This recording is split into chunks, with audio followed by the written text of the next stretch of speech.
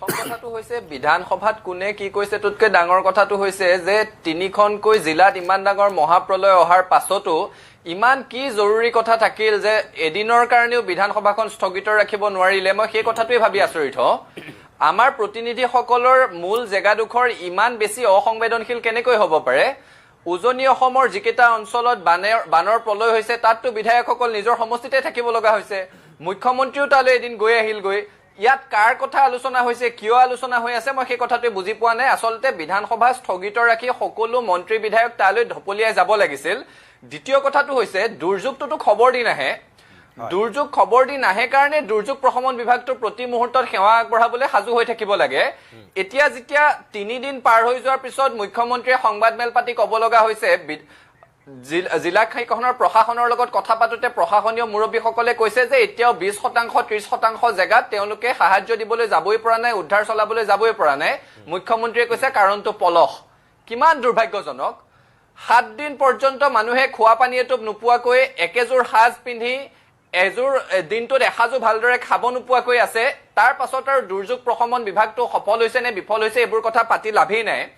আটাইতকৈ ডাঙৰ কথা, কেন্দ্ৰীয় চৰকাৰখনৰ আত্মীয়তাৰ যি অভাৱ এইবাৰ পৰিলক্ষিত হ'ল সেই কথাটো অসমৰ ৰাইজে মনত ৰাখিব। কিন্তু নাম এক টেষ্ট কৰিলে, লোক টেষ্টৰ নাম এক টেষ্ট কৰিলে উত্তৰ পূৰ্বাঞ্চলৰ উন্নতি হৈ নাযায়। প্ৰধানমন্ত্ৰীগৰাকীয়ে নিৰ্বাচনৰ সময়ত সপ্তাহটোত দুবাৰকৈ আহিবলৈ সময় পায়। তেওঁ অষ্টলক্ষ্মী বুলি কোৱা উত্তৰ পূৰ্বাঞ্চলৰ অন্যতম লক্ষ্মী অসম, এই অসমৰ লক্ষ্মীৰ এতিয়া অৱস্থা বেয়া, অৰ্থনৈতিক কাঠামো ভাঙি চুৰমাৰ হৈ গৈছে। তাৰ পাছতো প্ৰধানমন্ত্ৰীগৰাকীয়ে এবাৰলৈ ইয়াত আহিবলৈ সময় উলিয়াব পৰা নাই।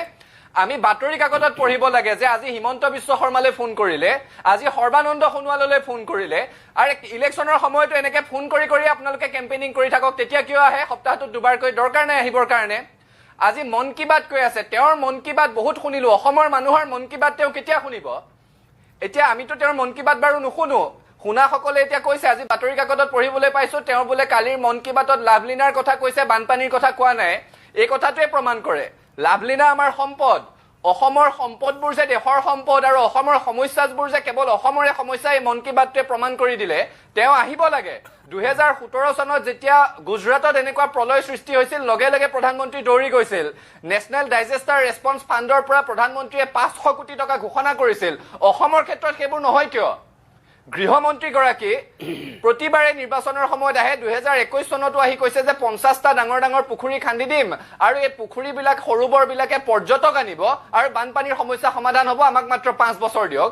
5 বছৰৰ পিছত 2026 চনত পুনৰ আহিছে একেকেইটা কথা, একেকেইটাই সংলাপ যে 50টা ডাঙৰ ডাঙৰ পুখুৰী খান্দিম, পৰ্যটক আহিব, বানপানীৰ সমস্যাৰ সমাধান হ'ব। পৰ্যটক আহিব নালাগে, মৃতদেহ চাবলৈ এতিয়া তেওঁ আহক। অসমৰ মানুহৰ চকুলোৰ বন্যা আৰু অসমত বানপানীৰ বন্যা দুইটা একেলগে তেওঁ চাই যাওকহি। এই কথাবোৰে মানুহক ক্ষোভিত কৰে। অসমৰ কাৰণে স্পেচিয়েল পেকেজ দিব লাগিব, তাৰ বিকল্প নাই।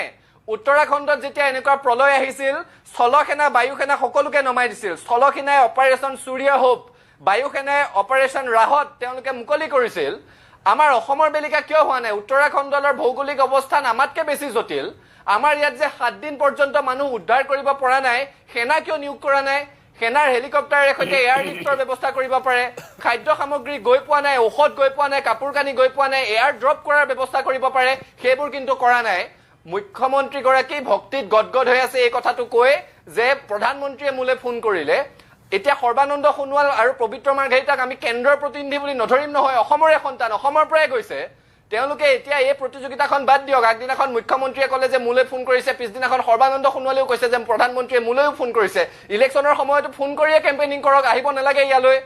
ইলেকশ্যনৰ সময়ত যদি ইমানবোৰ নেতা মন্ত্ৰী সপ্তাহটোত দুবাৰকৈ আহিব পাৰে, ইয়াত 7 দিনৰ পিছত 60 জনতকৈ বেছি মানুহ মৰি যোৱাৰ পাছত, ঘৰ দুৱাৰ ধ্বংস হৈ যোৱাৰ পিছত, স্কুল কলেজৰ কাপোৰ কানি ইউনিফৰ্ম সকলো উটি যোৱাৰ পাছত, পশুধন নোহোৱা হোৱাৰ পাছত কিহৰ কাৰণে আহিব পৰা নাই? এই প্ৰশ্নটোৰ ইতিহাসে উত্তৰ বিচাৰিব, অসমীয়া মানুহে যুগে যুগে মনত ৰাখিব।